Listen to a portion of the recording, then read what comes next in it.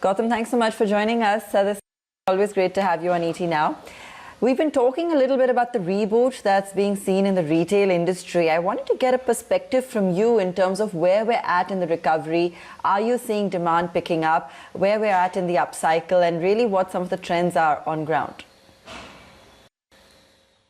So I think if you look at different sectors, the recovery is different.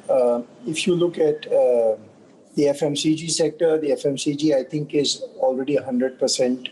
Real estate is doing well, auto is doing well. I think fashion apparel is getting there. I think March will be a watershed month to 100% recovery, I hope. Things are getting better. The country is getting vaccinated, and as the country is getting vaccinated, more people are stepping out. I think 20 million plus people are now vaccinated. So I think we're on the right trajectory, and I am cautiously optimistic, like I said.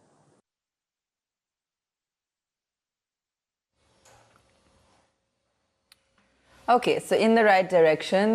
Let's also talk about, in terms of the kind of choices when we're looking at the Indian market, whether it be food to clothing to tech, what are the kind of consumer trends that are emerging now post the worst of the pandemic?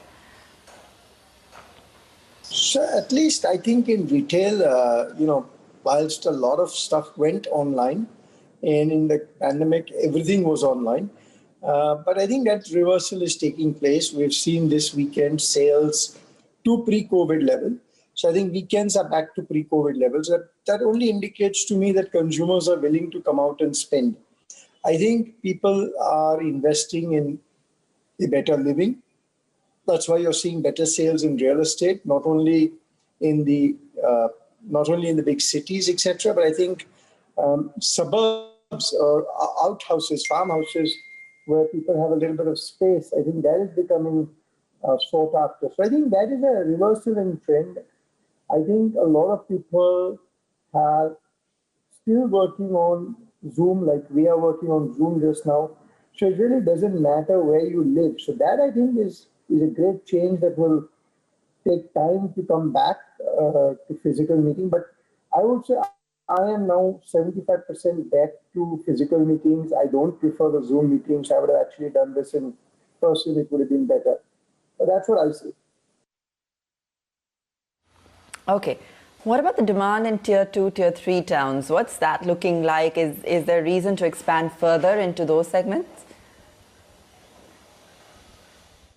So you're right. I mean, I think because the tier 2, tier 3 got less impacted, the bounce back in those cities is far higher. Having said that, Raymond has always believed in market penetration, and not only tier 2, tier 3, but we go all the way down to tier 10. So we are present in towns that have 50,000 people, and that strategy has worked for us. We've focused. We've got a distribution network that goes to over 500 towns, and I think we continue to believe in that.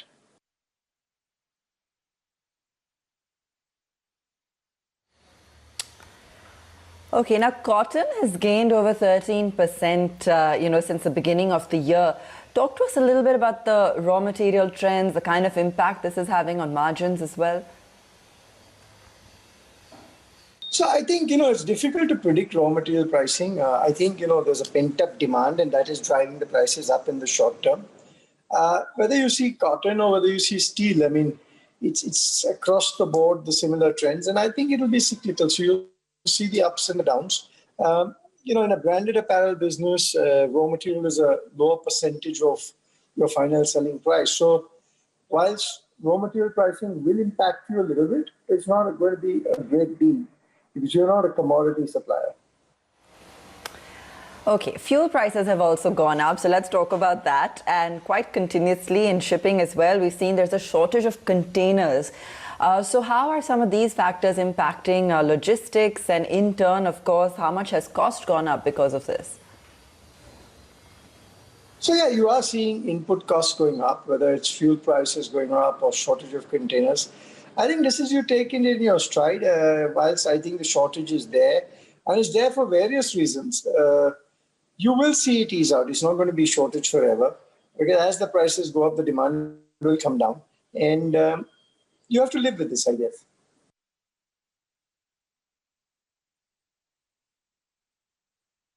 Okay, now there has been an anti-China wave, of course, in the US. Brands have been looking for alternates to sourcing from China. There's been a lot of discussion as to whether or not things will shift towards India as a preferred destination. Are you seeing any inquiries or any interest on the back of that? Certainly, I think US customers have realized that they don't want to be in China. And that is, of course, helping us. If you see the auto component business, we're getting more orders. I think fashion apparel is still taking time to open up, but I am pretty confident that the US customers would look as a alternative to China. It's really a question of how well we position ourselves to take advantage of this current sentiment. And Mr. Singhania, tell us how the export business has been shaping up and what kind of a recovery as well you've seen in your retail business. Export, like I said, in different businesses is different. I think in the auto component business, it's picked up far better. In the engineering, it's picked up far better. In the apparel business, it's still slow because retail has still got a lot of stock in the US. So I guess maybe a couple of quarters is my guess, and we should be back to normal. Okay, and let's also talk about the demand for real estate. Have you seen an uptick after the duty cuts have been announced by the government, and are you also now moving towards some of the new launches? What's in the pipeline? So yes, I think the stamp duty reduction has been a big boon. But like I said, I think fundamental change is that people want to get their own home. And Raymond is in the affordable luxury segment. Small homes with a lot of amenities. I think that is really doing well for us. I think today we are the #1 project in Thana. We are outstripping sales to all the competition. And that's really a factor of, the right product, right price, right location, right amenities, the trust of the brand, etc. So I continue to see the demand for our real estate to be strong. It has become the most preferred product in Thana, and for people who've not seen it, please come and see it. You will really see what the Raymond brand stands for. New launches, yes, we have a few things in the pipeline. Currently, we have a 1 BHK and a 2 BHK small, Heaven and Nest, and we are looking at other products to cater to the demand of that market. What about the demand that you're seeing in auto parts as well as the engineering division? Are you sensing some sort of a sharp uptick after we have seen things gradually opening up and things getting back to normal? So I would say those businesses are back to pre-COVID level. Auto globally and internationally and domestically, as you are aware, are doing very well. So we continue to remain and have strong order books on that business. And I certainly see that continue at least for the next few quarters. Okay, what's your outlook then, Gautam, for FY22 growth plans, with respect to the kind of top line and, of course, bottom line that you're looking at going forward? So I think, if we achieve 2019 levels, we would have done well. I still stay cautiously optimistic. But on a balanced scorecard, I think we have recovered reasonably well. Can we do better? Of course, you can always do better. But I think we have to slowly wait and watch and be, like I say, cautiously optimistic. Okay, let's take this topic forward and try and understand as to how the cotton prices are impacting the innerwear industry, considering that's their basic raw material. Joining me right now on the show, Vinod Gupta, the MD at Dollar Industries, and we also have with us Ramesh Agarwal, whole-time director and CFO at Roopa Company Limited. Gentlemen, both of you, great to have you on the show, and good morning firstly. Vinod, if I could kickstart the discussion with you, help us understand what is the pricing trend that you're witnessing right now when it comes to cotton prices, because we understand that Indian cotton has increased about 5% in the last 1 month alone. Exports are going strong, domestic demand is also robust, with summers just around the corner. But is the industry feeling the heat because of this uptick? Until now, the prices of cotton has increased by more than 30%. Since the beginning of the new crop, sometimes October last year, the prices have gone up by 30%, and right now the prices of cotton are stable. But instead, the prices of cotton yarn that has gone up by more than 50%, and still that is not stopped. Even on the first of this current month, March, the prices have gone up by more than 35 rupees a kg, which is around 10%. So there is a big gap, I mean, in terms of what the prices of cotton are ruling and what the prices of yarn are ruling. This is going to impact the majorly all the hosiery sector in and around. The major impact will be on the MSME sector and the mid-cap sizes of hosiery industry players.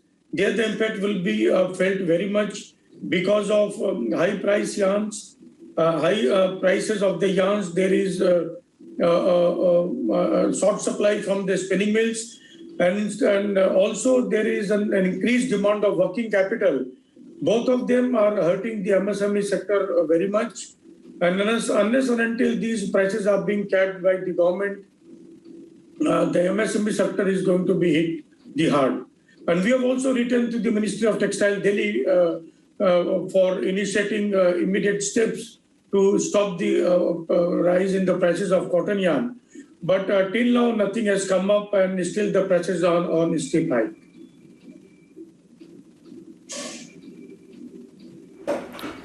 Sure. Ramesh, what's been the price hike which has been taken so far across innerwear as well as loungewear categories and other segments as well? And more importantly, is cotton price the only factor when it comes to the raw material uptake, or are there other ingredients as well?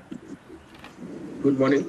We have taken a price hike of around 30% from since say June last year, and the price hike is still going to continue. And when you say that not only the prices of yarn has increased, the prices of other commodities like plastic, elastic, cardboard, boxes, everything has gone up. So the collective effect should be around 40%, which we have to gradually put into effect.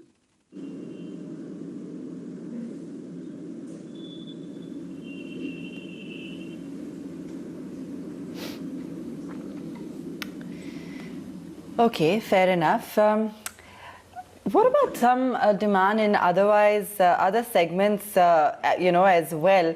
Athleisure, innerwear, for example. How's been the demand on that front with workplaces now reopening? Are you seeing a change in trend? And also on the back of this, what has been the kind of gains that you've made when it comes to market share, when it comes to revenue? Mr. Gupta, if I could address that to you. Yeah, the demand for athleisure products are very good in the market. This pandemic has changed the whole scene all across the world. The new concept of work from home culture has begun because of the pandemic. Now the demand for athleisure products are very good because the people are now finding themselves comfortable in athleisure while sitting at home and also working for the offices as well. Now the demand as of now is very good. It's robust, and we hope to have a good demand in future as well.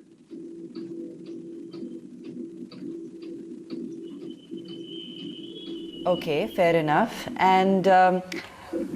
Agarwal, what's the contribution as well currently from online platforms? Any plans to scale that up, the kind of consumption trends you're picking up as well currently? Yeah, online has been picking up, and we are very buoyant on the online segment, and especially in the athleisure wear and the casual wear segment, online has been a great contributor, and it's increasing every day. So even post the lockdown, we see a good increase in demand.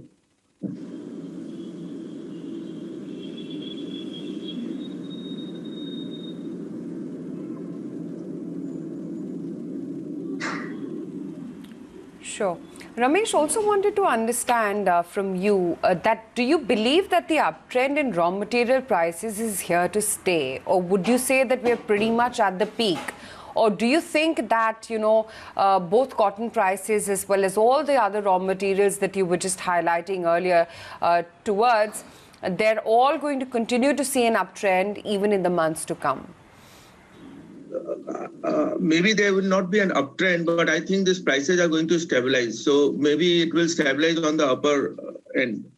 So that increase what has happened, I don't think it will come down.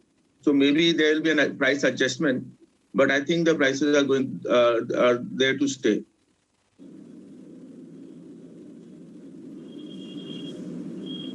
Vinod, are you not worried about demand getting impacted given the price hikes that most of you have had to undertake? Not really, because in the long run, people have to adjust to the prices. So what the market will rule, the prices will rule the market, or the market will rule the prices, both way around. So I think the prices will be acceptable in the long run. Sure.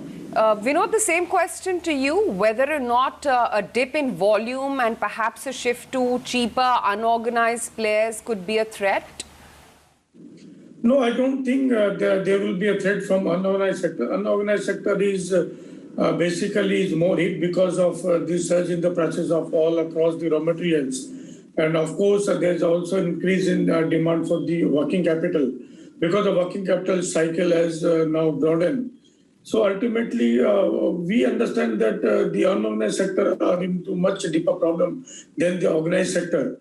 And we are, of course, putting our best efforts to capture the market and penetrate into the market more and more. And demand is going to be good ahead because of the this marriage season is going to start from April and it is going to end till July.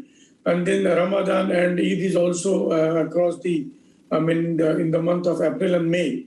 So we understand there will be a good demand in the market, and the whatever price increase is there in the market we have done, the place have also done, that is going to stay.